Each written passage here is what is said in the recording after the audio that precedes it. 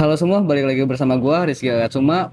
Di video kali ini gua tidak akan mengatakan to the moon atau gak cuan, tapi gua dan sesama investor lah ya. Ya, porto gua merah coy. Dan buat lu nih yang sekarang sedang buka exchange entah itu lokal atau gal yang luar seperti Indodax, toko kripto atau Bybit, Binance dan lain-lain. Ya, ngelihat aset dan ngelihat porto kalian turun 20% atau 30%, mungkin video ini sangat cocok untuk kalian. Di bulan Februari ini, Bitcoin sempat nyentuh ke angka 1,2 miliar ya. Setelah kemarin lagi enak-enak di angka 1,6, sekarang merosot ke bawah. Dan pertanyaannya, apakah kripto ini sudah selesai? Apakah kita itu harus cut loss? Atau mungkin ini adalah emas yang menyamar menjadi musibah? So, tonton ini sampai habis. Karena di video kali ini gue bakal bedah semua strategi gue untuk bertahan di market yang sedang berdarah seperti ini ya. Dan BTW untuk kalian yang pengen menambah ilmu atau pengetahuan, kalian bisa klik link yang ada di bawah atau yang ada di komen, nanti gue pin. Kalau kalian pikir ini gara-gara kasus Epstein File kemarin, kalian nggak salah juga, tapi kalian nggak bener juga gitu. Karena kasus ini disebabkan oleh likuidasi massal ya, dan banyak trader yang memakai posisi long dan ternyata posisi mereka itu salah besar dan akhirnya terjadi likuidasi besar-besaran pada market yang mengakibatkan harga terus merosot ke bawah. Dan terus banyak yang nge-DM ke gua juga, "Bang, porto gua merah, duit gua nyangkut, ini gimana, Bang?" Ya. Dan jawaban gua itu simple ya, karena market itu tidak peduli sama lo. Lo mau butuh duit buat bayar cicilan, bayar kontrakan, market tidak peduli bro. Dan maka dari itu juga gua kan sempet bilang kalau misalnya mau terjun ke market pakai uang dingin. Kalau misalnya lu uang dapur ya pasti lu panik ya dengan situasi market sekarang. Tetapi kalau misalnya kalian itu pakai uangnya uang dingin, penurunan Bitcoin saat ini itu lebih ke diskon ya, bukan kiamat.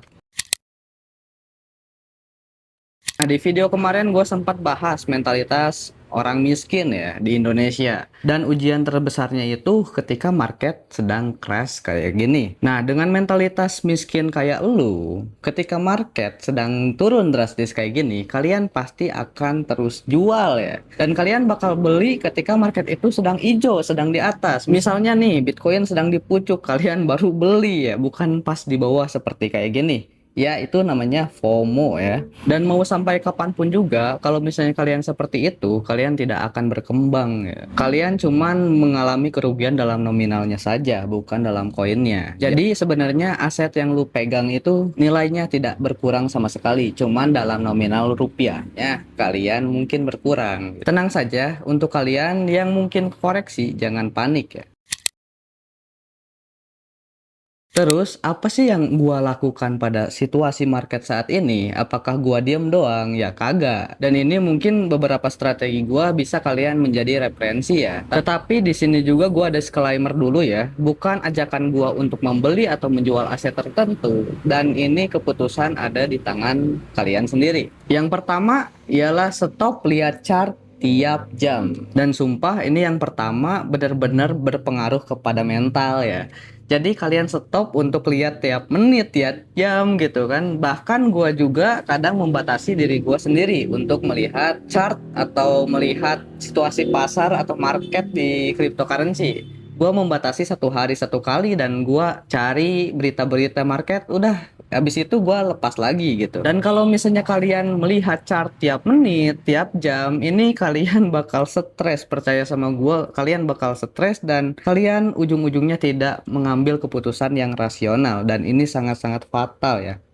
Dan yang kedua, evaluasi aset atau fundamental check. Ini sangat penting, cek koin apa aja yang kalian pegang. Kalau misalnya kalian pegang itu koin yang emang besar seperti Bitcoin, Ethereum, atau Solana, ya gua sih tenang-tenang aja ya, nggak akan panik sama sekali. Tetapi kalau misalnya kalian koin-koinnya koin kecil, koin yang bener-bener micin, ya itu mah tinggal kalian berdoa aja. Ya asalkan jangan pas rupul, kalian lapor polisi ya. Nah, yang ketiga yaitu DCA atau Dollar Cost Averaging. Pada saat situasi market seperti kayak gini, ada baiknya kalian itu mulai DCA, mulai nyicil dikit-dikit atau enggak ketika kalian punya penghasilan yang tetap seperti dari gaji atau bisnis, ini waktu yang sangat-sangat tepat ya. Cuman ya disclaimer juga, jangan kalian pakai uang pinjol atau uang dapur yang emang sekiranya kepake. Ya itu mah sama aja kayak bom waktu untuk kalian sendiri. Tetap gunain memakai uang dingin agar kalian itu tenang gitu ya. Investmentnya itu tetap terjaga.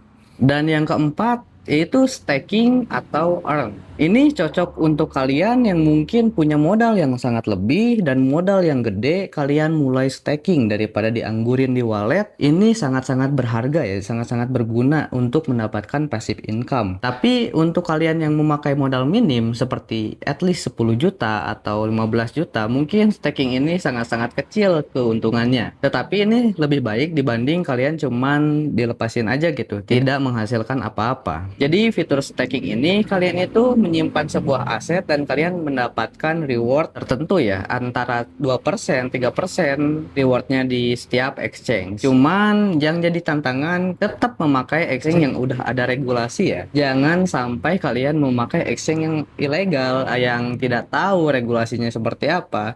Dan ini sangat-sangat penting untuk keamanan kalian sendiri.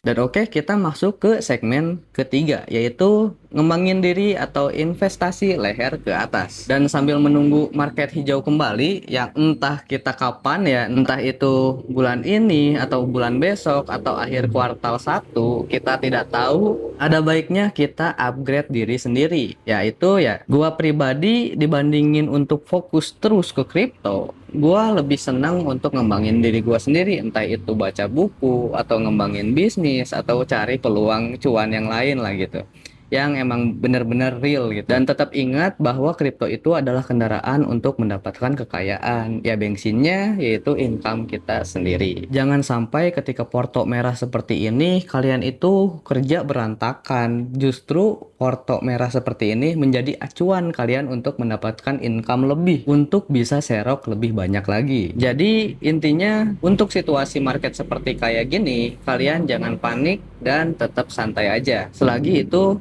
kalian memakai uang dingin. Jadi intinya kalian itu harus tenang dan jangan panik. Bitcoin juga pernah kok dari 600 juta sampai 200 juta. Dan pada akhirnya nembus ke 1 miliar lebih. Dan sekarang ATH-nya juga udah 2 miliar. Karena di cryptocurrency ini, volatilitas itu udah menjadi resiko yang kita harus terima untuk di market. Jadi kalian jangan panik, jangan langsung sell, jangan langsung cut loss. Kalian tetap cek fundamentalnya itu seperti apa. Dan kalian kalau misalnya ke koin-koin micin, gue saranin mungkin untuk sekarang ke depannya koin micin itu ya agak sedikit kurang lah ya. Bukan berarti tidak bagus, tetapi untuk saat ini susah untuk mencari koin-koin yang emang bagus gitu. Ya mungkin video gua cuma segitu doang. Gua mau ngebahas soal ini aja agar kalian tidak panik pada bulan sekarang ya, seperti Februari ini yang emang lagi turun-turunnya. Nanti juga gua bakal update ketika Bitcoin udah naik lagi ke pucuk. Ya gua Rizky Agatsuma, semoga di video kali ini ada beberapa yang bisa bikin kalian tenang dan menghadapi market sedang merah saat ini. See you next time to video dan goodbye.